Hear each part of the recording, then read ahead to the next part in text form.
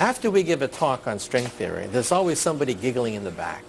There's always somebody, a cynic, who's just shaking his head, and then he has the courage to raise his hand and says, "Professor, all this is hogwash." Einstein would say that a black hole is an extremely dense object, so dense that it begins to warp the fabric of space and time into a funnel, and in some sense, that criticism has some validity. This is a theory of creation. It's a theory of the Big Bang itself. Therefore, to test the theory rigorously, we have to recreate the Big Bang, which is not possible.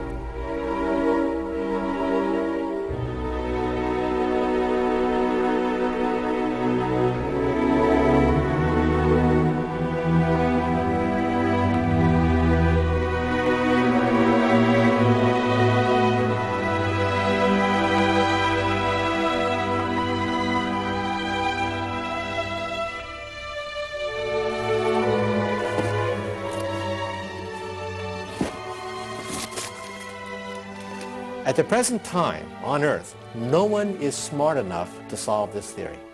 Nobody on Earth can solve the equations that I and my colleagues have written down. However, when someone does solve this theory completely, we should find our universe as one of the solutions of this theory.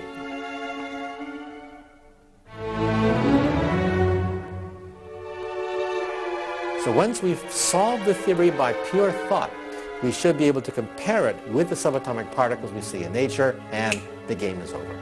At that point, it's finished.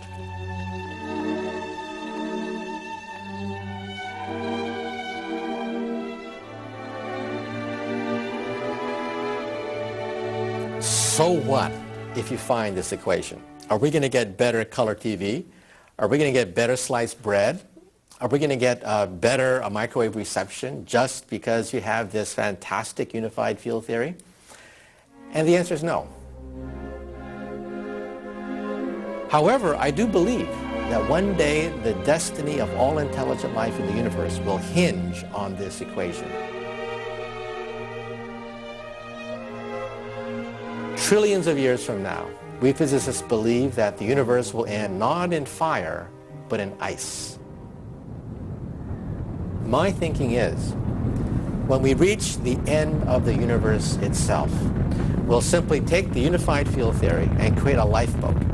We'll create a bubble, a baby universe on our dying universe, and just like a lifeboat, we'll leave the mothership to go to perhaps another universe, a warmer, younger universe.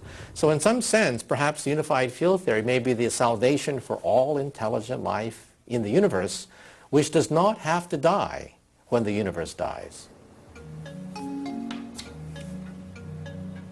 Sometimes late at night, when I'm all by myself, thinking that here we are on the threshold of the greatest breakthrough of all time, the creation of the theory of the universe, I say to myself, well, maybe it's all wrong. I mean, maybe we physicists don't know what the hell we're talking about.